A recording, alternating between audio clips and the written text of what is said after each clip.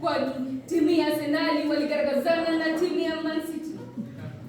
Timu ya Arsenal walionyamazisha timu ya Man City kama maji mtungini, huku timu ya Arsenal wakitoka kidendea mabao 5-1.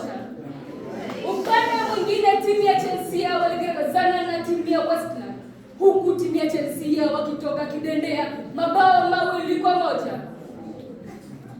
Na nikirejelea nchini shule zote za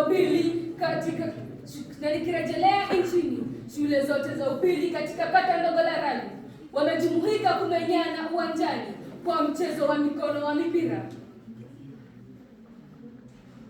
Usibanduke ulipo, kwani nitakujuza tu upande wakati mchuano utakapokwisha. Nikiripotia Jiji TV, jina langu ni Azim Mali, ama ukipenda